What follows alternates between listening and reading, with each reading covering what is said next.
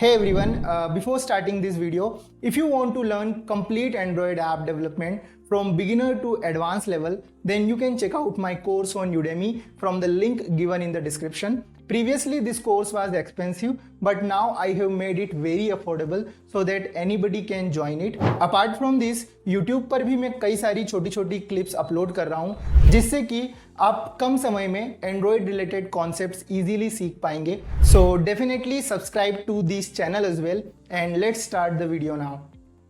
तो what is like type checking and smart casting in Kotlin? तो इसको समझने के लिए हम क्या करते हैं, like कुछ वेरिएबल बनाते हैं. तो मैं आता हूं मेरी इसी फाइल के अंदर.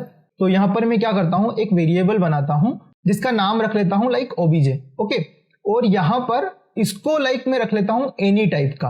ओके, तो एनी बेसिकली क्या है, तो एनी आपका सुपर टाइप है सारे क्लासेस का इन कोटलिन. जैसे कि हमारा जावा में ऑब्जेक्ट होता है, उसी प्रकार से कोटलिन में हमारा एनी होता है. ओके, तो यहां पर मैं क्या करता हूं, इसकी वैल्यू जो रखता हूं वो रख लेता हूं हेलो. ओके, तो यहां पर मैंने रख लिया हेलो.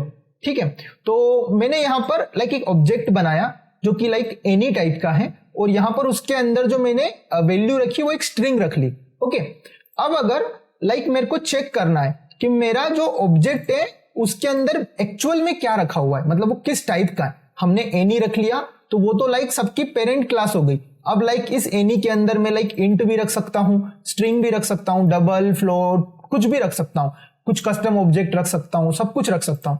तो मैं कैसे चेक करूंगा कि मेरा जो ये ऑब्जेक्ट है ये क्या कंटेन करता है. ओके, तो टाइप चेकिंग के लिए मैं क्या कर सकता हूं, कोटलिन के अंदर मैं यहां पर यूज कर सकता हूं ऑब्जेक्ट, जो हमने ऑब्जेक्ट बनाया है ऑब्जेक्ट, और यहां पर एक कीवर्ड होता है वो हम यूज कर सकते हैं, और वो कीवर्ड है इज. तो अगर मैं यहां पे टाइप करता हूं इफ ऑब्जेक्ट इज, और वो करता हूं स्ट्रिंग, तो अगर स्ट्रिंग टाइप का है तब मेरा यहां पे ये जो ब्लॉक है ये एग्जीक्यूट हो.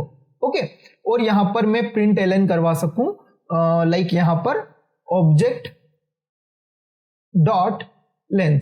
ओके, तो ये मेरे को करना है. ओके, तो इस लाइन का मतलब क्या हुआ, बेसिकली इस लाइन का मतलब ये हुआ कि अगर जब भी आपके पास इस टाइप का ऑब्जेक्ट है जो कि पेरेंट क्लास है, और आपको उसकी चाइल्ड क्लास से फिगर आउट करना है कि उसका एक्चुअल टाइप क्या है, तो आप इस कीवर्ड को यूज कर सकते हैं टाइप चेक करने के लिए. ओके, और जब आप टाइप चेक करते हैं तो आपको यहां पर एक्सप्लिसिटली टाइप कास्ट करने की जरूरत नहीं पड़ती. फॉर एग्जाम्पल, ये ऑब्जेक्ट को आपको एनी से स्ट्रिंग बनाने की जरूरत नहीं पड़ेगी. जैसे ही आपने इज यहां पे लगाया, ये ऑटोमेटिकली यहां पर स्मार्ट कास्ट हो जाएगा, यानी कि ये कास्ट हो जाएगा आपका ऑब्जेक्ट स्ट्रिंग ऑब्जेक्ट में. ओके, और यहां पर जैसे ही आप प्रिंट एलन करोगे तो ये आपका ऑब्जेक्ट है, इसको स्ट्रिंग की तरह कंसीडर करेगा और उसकी लेंथ निकाल के आपको दे देगा. ओके, इसके अलावा जब भी आप ऐसे टाइप चेक करते हो, तो अगर मान लो यहां पर नल वैल्यू होती है तो कोई इशू होगा ही नहीं, क्योंकि नल यहां पे आपको ये स्ट्रिंग देगा ही नहीं. ओके, तो अगर जब भी ऑब्जेक्ट नल होगा तब ये वाला ब्लॉक एग्जीक्यूट ही नहीं होगा, और जब भी इसके अंदर कोई वैलिड टाइप इसको दिखेगी, यहां पर अभी इसको स्ट्रिंग दिख गया तो ये एग्जीक्यूट हो जाएगा. और अगर यहां पे अगर इसको इंट दिखता तो हमको एक और कंडीशन बनानी पड़ती कि इफ ऑब्जेक्ट इज इंट, तो इसको इस तरीके से एग्जीक्यूट करो. तो इस तरीके से कोटलिन आपको type checking and smart casting provide करता है. ओके, अगर जावा में हम इस चीज को करना चाहते थे तो हमको क्या करना पड़ता, हमको यहां पर चेक करना पड़ता. उसके बाद टाइप चेक करने के बाद हमको खुद से यहां पर इसको कास्ट करना पड़ता. यहां पर आपका जो कास्ट यहां पर कोटलिन खुद कर रहा है, ऑब्जेक्ट को स्ट्रिंग खुद बना रहा है, वो जावा में आपको करना पड़ता है. ओके, तो उसके लिए मैं आपको एक आर्टिकल दिखा देता हूं यहां पर. तो यहां पर जैसे कि जैसे कि मैं आपको जावा में दिखाता हूं कि जावा में किस तरीके से यूज होता था. तो जावा में जैसे कि आप ये जावा का ऑब्जेक्ट है.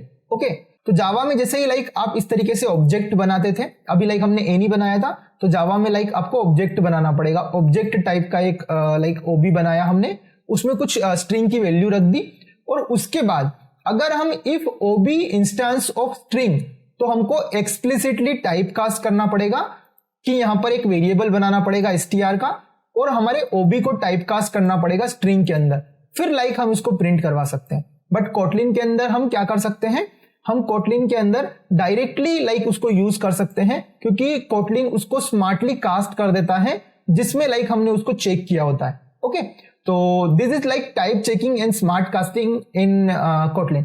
I hope you like this video, and if you want more content like this then definitely check out other videos of my channel. So मिलते हैं नेक्स्ट वीडियो में, तब तक के लिए गुड बाय।